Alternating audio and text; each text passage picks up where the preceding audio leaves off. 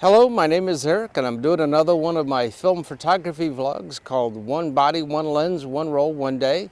I got something really interesting today. I've got a Pearl River twin lens camera. This was manufactured somewhere between the 1960s and 1980s, depending. I could probably find a serial number, maybe track it a little bit more specific. But a twin lens camera, it uses medium format film. I've got a roll of 120 black and white here, and you're looking through the top lens, but you're actually shooting through the lower lens, kind of like the most point and shoot cameras. You're looking through a little window and not the actual lens itself. Well, this is a little different because a lot of point shoots is kind of more on the side rather than on the top. And basically you flip up the top here. You can then look in, use it as you're focusing. I've got a little focus knob over here. This will be kind of interesting because I've never shot anything kind of quite like this. Now, this camera does not have a meter, so I'm going to have to be using the sunny 16 rule. It is a nice, bright, sunny May morning, so I'm playing the sunny 16 rule.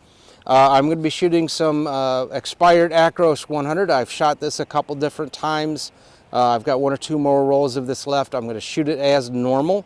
So I'm going to be, probably about a hundredth of a second if I can do it. If not, I will probably be, yeah, this could do a hundredth of a second, but I might try some at a 50th of a second just to kind of give me some variation. But the weird other thing about TLR type cameras is as you're looking down through the window and out through the frame, as you pan left, you're doing your framing, it's actually going to look like you're panning right. It's kind of doing things backwards because of a mirror flip. It really kind of throws you off the first couple of times you use it, but it's actually really cool. Inside, excuse me, inside the viewfinder is also a little spotter magnifier if you really want to double check your focus. But that's kind of cool. I am at Roscoe Ewing Park in Medina. I've been here a couple different times, near enough to the house, and figured, let's do this here, so because I know the area and I can sit there and kind of frame stuff up and take my time. All right, let me load this thing up and then we'll see what I can get. Okay, so she's all loaded up. This is a 6x6 camera, but I guess you can get an adapter and shoot 645. So doing 6x6, I'm going to get about a dozen photos. Now, I'm manually winding and it does not hard stop like some of the other cameras. It would have an arm, you would do it a click, it would do a hard stop, and then you could fire. But instead, there's a little back window and I lift it up and I can see the paper side of the film. And I've got it set for number 1, and as I advance, I'm going to lift that paper up and advance to number 2. So my spacing might be a little weird if I don't get it right. That's okay, it's all about learning. The other thing would be there is no, as you would wind and cock it with some of the other TLRs that are out there, this has a little spring lock. And then the shutter button right here, and there's a self-timer, aperture, shutter speeds.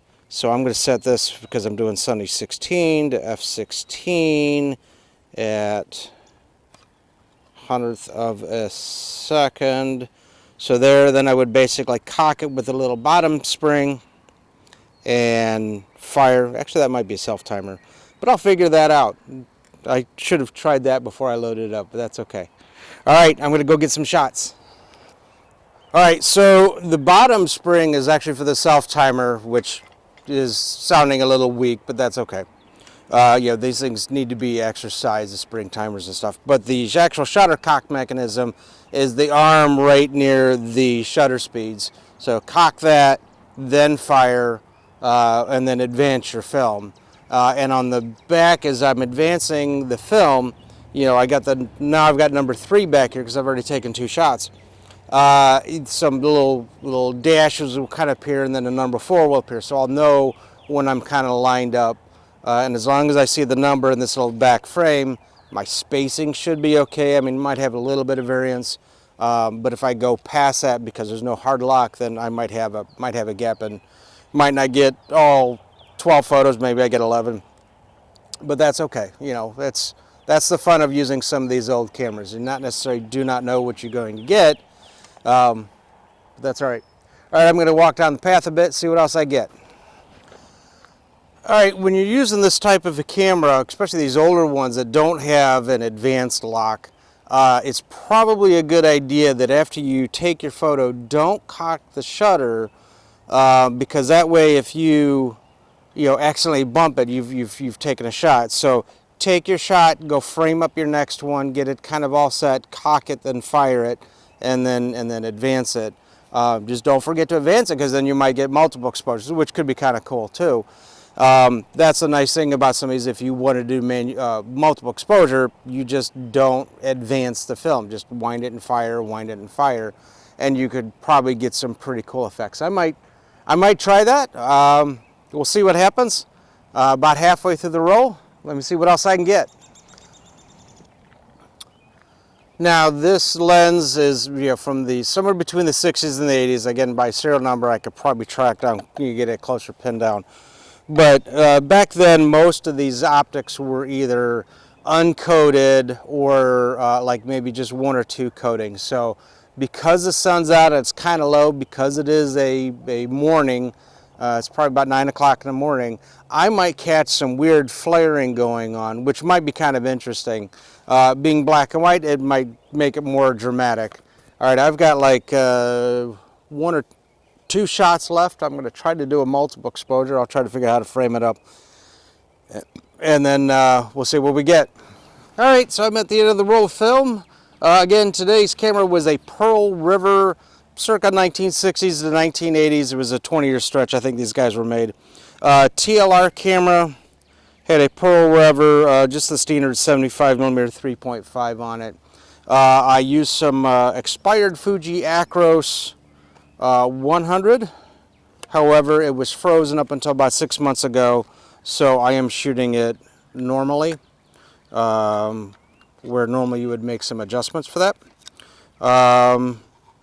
The thing about most medium format cameras is when you get a fresh roll of film, you stick it on one side and it rolls it to the next, where unlike 35mm would then rewind it or pull it back into the canister, medium format goes from one spindle to the next spindle, and when you're done, it's already wound up on your take-up reel. So then what you would do is take your old spindle, the one that had the fresh film in it, move it to the take-up spot, put in your new roll of film, load it, and you just kind of keep rotating like that.